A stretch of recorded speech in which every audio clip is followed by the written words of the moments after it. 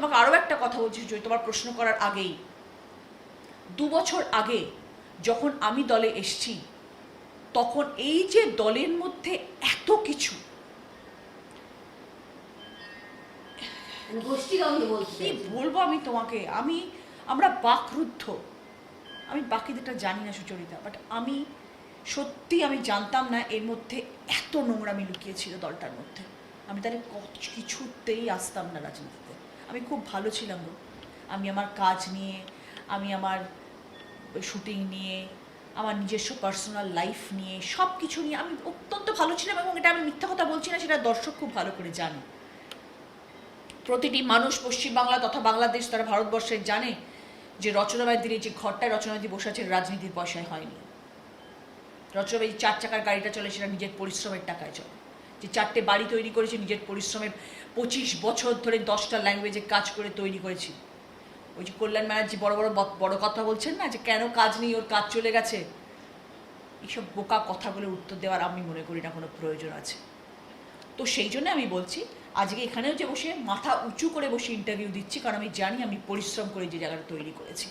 তোমার 2 বছরের রাজনীতিতে এসে কাদার ছড়া হচ্ছে, নোংরা কথা বলা হচ্ছে, এগুলো কি প্রাপ্য? এগুলো তো প্রাপ্য নয়। যখন এগুলো শুনছি, তাহলে 3টে বছর কাজটা করে দিয়ে যাবো। কেন রিজাইন করবো? কিসের জন্য রিজাইন করবো? পায়ে ধরে তো তোমার থেকে সিট নিয়ে নিই, তুমি আমাকে জবরদস্তি নিয়ে গেছো সিট দেওয়ানোর জন্য, তাহলে আমি কেন ছাড়বো? কাজ করে ছাড়বো।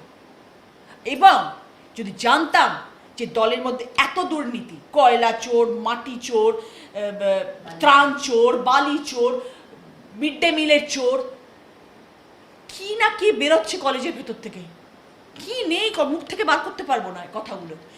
কিছু আপনি কোনোদিন তুমি বুঝতেও পারোনি যে এই যে 2 বছর তুমি রাজনীতির অলিন্দে ছিলে? বুঝতে পারিনি, সত্যি বুঝতে পারিনি। বাড়ি থেকে হুগলি যেতাম, হুগলিতে কাজ করতাম। হুগলিতে কি হয়েছে সেটা তোমরা সবাই জানো। হুগলি চুচুড়ার মধ্যে যে কত দুর্নীতি লুকিয়ে রয়েছে, সেটা যদি আমাদের মাননীয় মুখ্যমন্ত্রী শুভেন্দু অধিকারী চান, পাতাল থেকে খুঁড়ে বার করে নিয়ে আসবে। আমার বলতে অপেক্ষা রাখে না, বলতে অপেক্ষা। পুকুর বোজানো থেকে, চাকরি চুরি থেকে, ইল্লিগাল জমি অপহরণ করা থেকে, সব কিছুর সাথে যুক্ত আছে চুচুড়া। নামগুলো আর বলছি না কারা কারা যুক্ত আছে। দাদা যদি চান, পাতাল থেকে খুঁড়ে বার করে নিয়ে আসবে, আমার মুখ খোলার দরকার নেই। কল্যাণ বন্দ্যোপাধ্যায় বারবার, এর আগেও আমরা দেখেছি যে কল্যাণ বন্দ্যোপাধ্যায় বারবার এই সিনেমা জগতের সঙ্গে যারা যুক্ত, তারা যখন রাজনীতিতে আসে তাদের নিয়ে বলেন।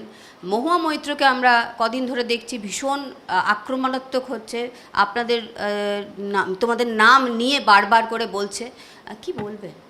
কি বলবো, মানে আমি বললাম তো, মানে এরা সব এত সিনিয়র লিডার্স, হাওয়ার্ড থেকে নাকি পড়াশোনা করে আসা, তার মুখের ভাষা, যেভাবে সে মানে এক্স বিধায়কদের আক্রমণ করছেন, যেভাবে সে বাকি আমাদের পুরনো যারা এমপি, আমি তো ছেড়ে দাও নতুন, বা যারা অনেক পুরনো দিনের এমপি, তাদের তো বোধবুদ্ধি আছে যে কোথায় থাকা উচিত, কোথায় থাকা উচিত। এটা তো নিজস্ব চয়েস, আমি দলের সাথে থাকবো কি থাকবো না, আমি বেরিয়ে যাবো কি যাবো।